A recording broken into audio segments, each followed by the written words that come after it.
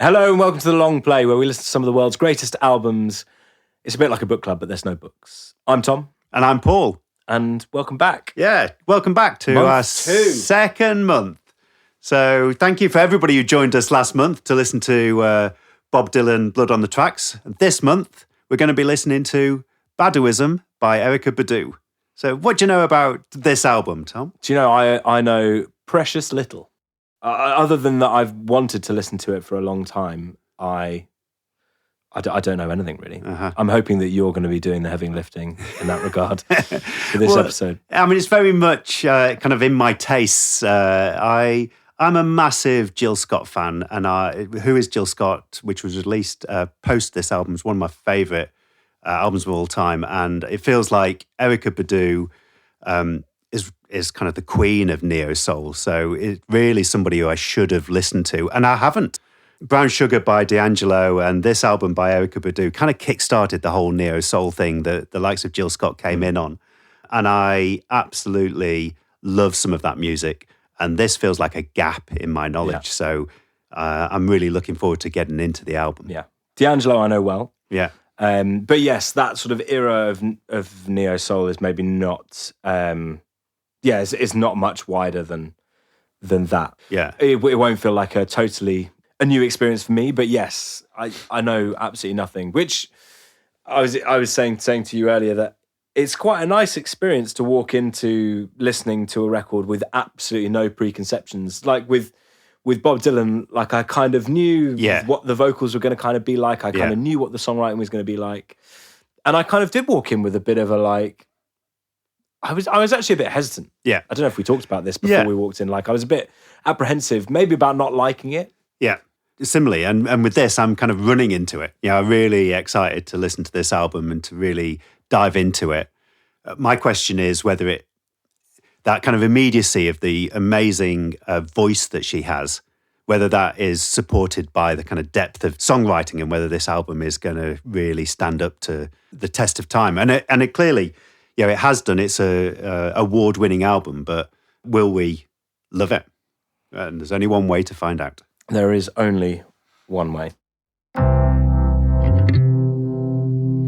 So a bit of kind of background, I guess. It was Badu's debut album, recorded or released in 1997. It was recorded in 96. So, we're jumping forward 20 odd years from the last album. And so it's the result of multiple recordings. It was a big commercial success, so it really kind of set the commercial landscape for neo soul, actually, I think, in the US. 3 times platinum, number 2 on the US Billboard 200, number 1 on the Billboard R&B and hip hop albums. Won a Grammy for best R&B album. So this was a big success for Badu with her first ever album, and I guess it's both her soul and hip hop roots, but also she's been compared extensively to Billie Holiday in terms of her vocal style. So I'm really looking forward to kind of listening to her singing on this album. I know a few singles of Erykah Badu's, but as I say, I've never listened to this album. So the singles from Baduizm, and the lead single was On and On, and that's a song that I know quite well. But then Next Lifetime, I've never heard. Other Side of the Game, also not heard. And then Apple Tree was the final single from this album. And again, I know Apple Tree a little bit, but not really that much. So there's a lot for us to discover on this, I think. Yeah, absolutely. And have you, with your last month's experience, are you going to make any changes to the way that you spend time listening to it? Yeah, I think just making sure I strike that balance of kind of really diving into the album and listening to it all the way through without taking on too much external input. And then once you're kind of settled with that, then reading more reviews or, watching YouTube reviews or those sorts of things, I think help round off the experience. And then clearly talking to you about it, particularly at the end of the month, just will give us, those insights. So I'll try. No pressure. Yeah. What about yourself? I think I'll make some more notes earlier on in the game. Again, because I know nothing, I think I will. I mean, I'll endeavour to try and find a moment to really sort of. I think I always put so much pressure on that sort of first experience of something. Yeah. And I think I will try and find a moment where I can sit down and really, really sort of focus and do that without too much sort of external distraction.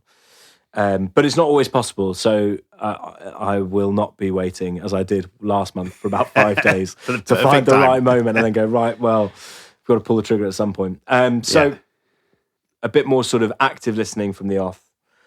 But one thing that I really took from last month was just totally absorbing it in my sort of day-to-day. Yeah. It does feel like I've spent the last month really, really enjoying that record. So, yeah, I'm really looking forward to it. I'm really looking forward to a change. And I'm as well, I mean, not comparing the two, but I'm really interested for this sort of new wave of new music from a totally different genre. Yeah.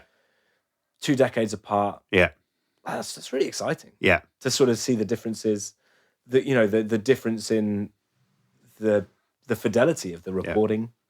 And actually, this is an album that we had our listeners vote on which album to listen to this month. Yes. But I think you added it to the shortlist, didn't you, Tom? So despite it being an album that I've always been interested in, it was you who added it to the list. Yes, without prior discussion. Yeah. I saw it by chance in a place, in a Coal Drops yard in London. Yeah. Called Spiritland, and they've got DJs DJing all around. I've had a whiskey in there with our mutual friends, Phil and Angie. Oh, nice. Yeah. Very good. Yeah, it strikes me as the sort of place that would be good for a whiskey. Yeah. And they've got studios in the back, which I think they hire out. But the glass looks into the bar, so it's quite an unusual little setup. But if you're near King's Cross, I'd certainly recommend it for the album lovers on the, listening to this podcast. It's a real music listeners haven. It's very cool. They've got records everywhere, and like I said, DJing around the clock from basically open to finish. And I saw it on the wall there, and I went, oh yeah, I should probably have listened to that. It's been at the back of my mind to do for a long time, and one of the reasons why we're here is because it keeps happening. Yeah.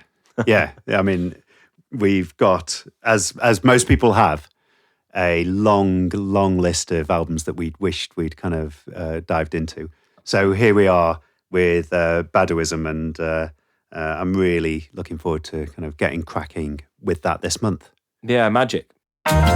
So you can find us in all the good places. You can sign up to the mailing list, which is on our website. It is, and our website is thelongplay.uk. You can find us on Instagram, and the Instagram handle is the Long Play Pod. It's like a quiz. Yeah.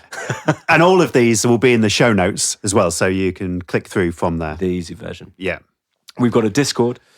We do. We have a Discord server and a WhatsApp group where we can interact. And again, those links are on the website and in the show notes. Yeah. And at the end of the month, we'll be doing a listening party, so you can join the Discord and you can comment along and you can join us. Me and Paul will be there. And we'll be commenting together, and that'll be really nice. We really hope that you'll be there with us for that. And the thing that I really loved last month, Tom, and the thing I'm really loving about this whole experience is listening to albums all the way through exactly as the artist kind of intended.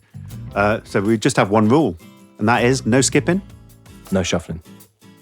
See you at the end of the month.